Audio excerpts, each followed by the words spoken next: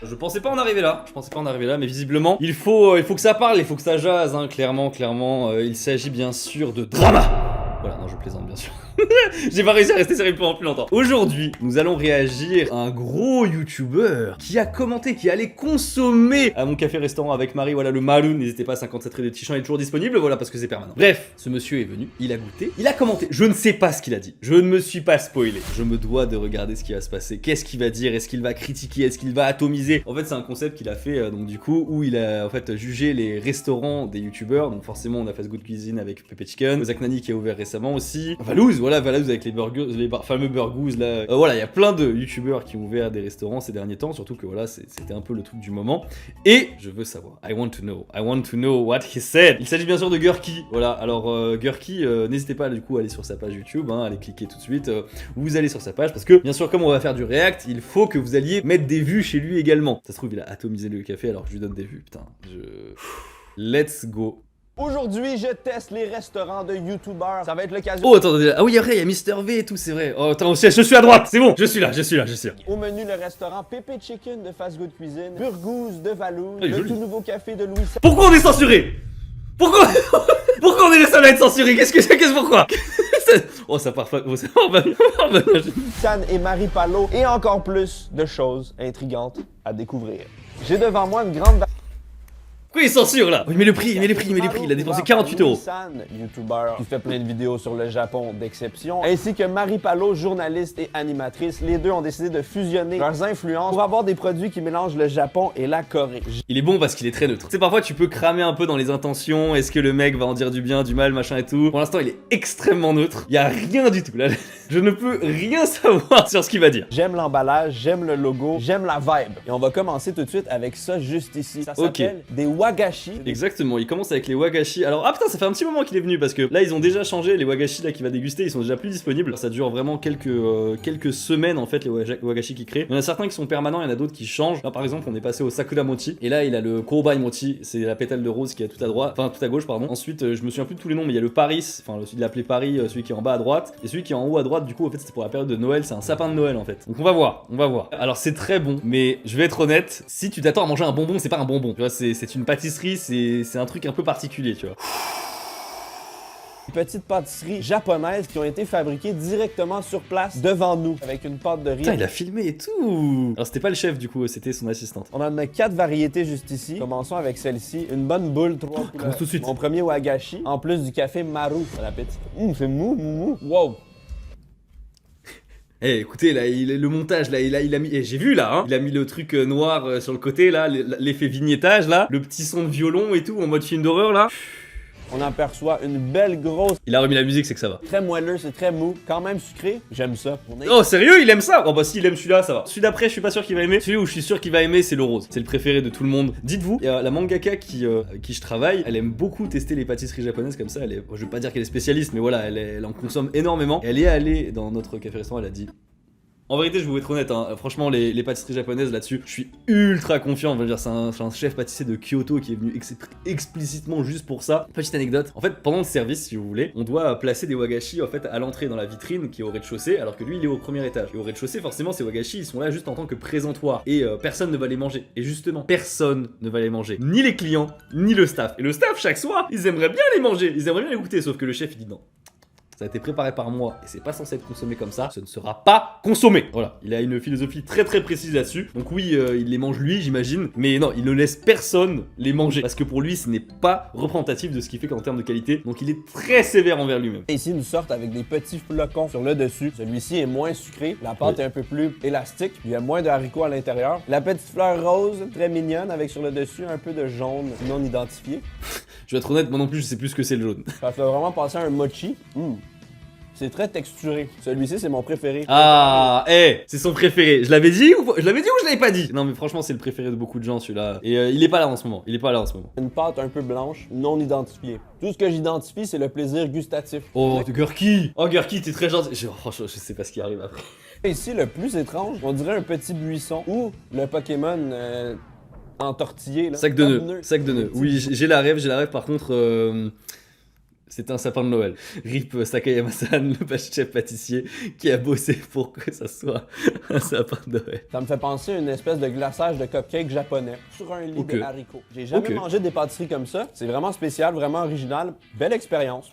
Belle découverte. Tout ça m'a donné vraiment soif, donc j'ai ici un dalgona café, qui est une spécialité coréenne. Oh là là, attendez, c'est horrible parce que là il va juger des trucs, moi je suis pas capable. En fait, moi, je peux pas prendre des boissons chaudes, donc du coup je connais rien. Et donc moi je bois que du Perrier dans ma vie. Donc je sais pas, ça c'est vraiment la partie de Marie, je sais pas. Alors c'est parti.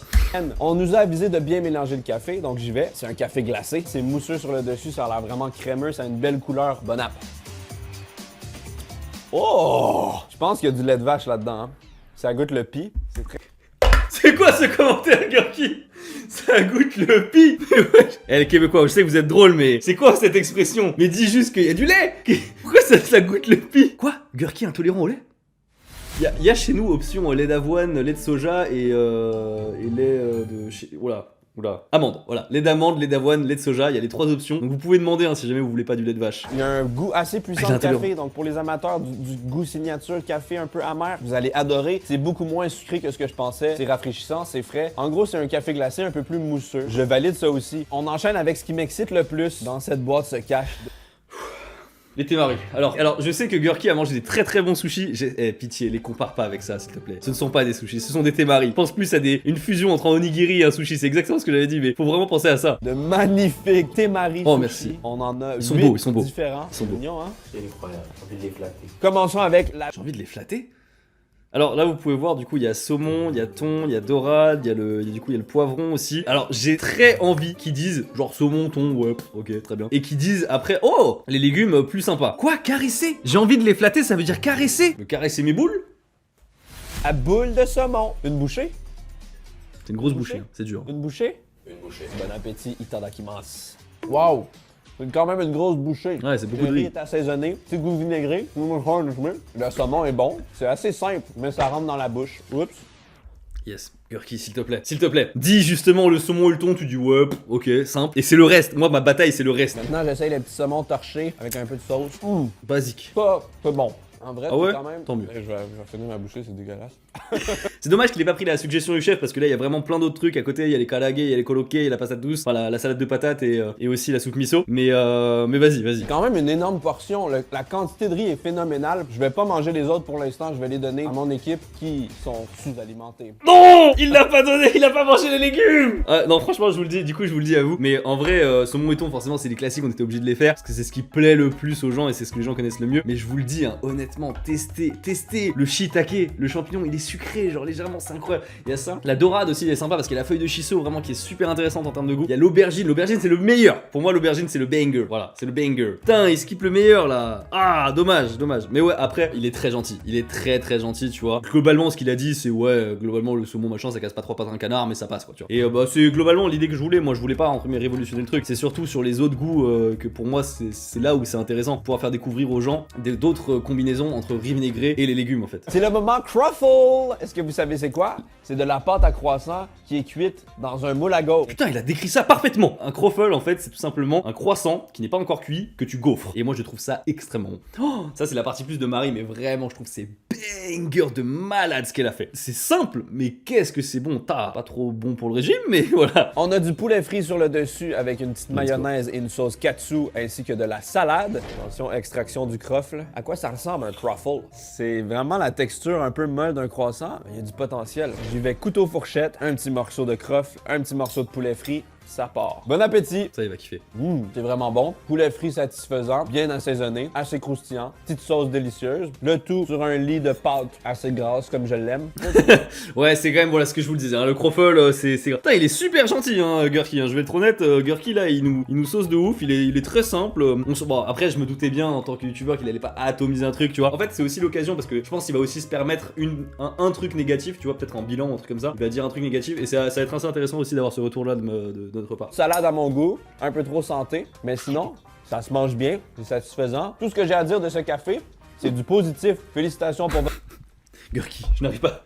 Au moment où je me dis, ah, il va se permettre de dire un truc négatif, c'est cool justement pour qu'on puisse progresser, etc. Bon, bah, c'est full positif. Attends, on va regarder. Votre projet, c'est très inspirant. Le Maru Café, c'est validé. Merci beaucoup Gurki, ça fait grave plaisir. Écoutez, franchement, c'était beaucoup plus simple, il a fait vraiment une dégustation vachement simple. Je m'attendais beaucoup plus à ce qu'il rentre peut-être un peu plus dans les détails pour décrire un peu la sensation, est-ce que c'est vraiment plaisant, est-ce qu'il compare un petit peu avec ce qu'il connaît déjà, etc. Il s'y est pas risqué, mais en vrai de vrai, soulagé oui, après je suis content. Honnêtement, je m'attendais pas à ce qu'il allume le truc, mais quand même, j'ai limite envie de l'appeler et de savoir ce qu'il en a pensé. Non mais genre tu sais, qu'ils disent vraiment ses retours, genre ses conseils, s'il devait améliorer, qu'est-ce qu'il ferait, tu vois, je serais grave curieux de faire ça. Bah écoutez, c'était assez rapide, c'est très simple, très content du coup de ce que Gurki en a pensé, ça fait plaisir. Ça reste un peu neutre quand même, hein. J'aimerais bien qu'il aille un peu plus loin, c'est même, en vrai, c'est même pas une idée de se faire allumer ou quoi, tu vois, j'ai pas envie non plus de me faire allumer, mais c'est toujours bien aussi d'avoir les retours de quelqu'un bah comme lui, entre guillemets, qui a goûté quand même pas mal de choses et qui peut se dire ouais, ça je le verrais un peu différemment, etc. Nous, du côté avec Marie, on modifie tout le temps la carte là, voilà, je vous le dis, on modifie tout le temps, en tout cas on a toujours de nouvelles idées. Là il y a pas mal de trucs nouveaux qui vont arriver chez Maleux, ça fait dingue. Je sais pas si je l'aurais annoncé d'ici là, mais il va y avoir des prestations de Hirose Abe, donc du coup le chef qui prépare les sushis dans mes vidéos là dès que c'est en France et qui a les sushis de luxe, c'est lui qui s'en occupe, et lui il va faire des prestations tous les derniers jeudis du mois et ce sera sous réservation avec un menu vraiment exceptionnel. Il y aura une vidéo sur la chaîne Louis pour vous détailler tout ça. Merci Gurki. N'hésitez pas à lâcher un pouce bleu, à vous abonner, je vous dis à la prochaine. Tchuss.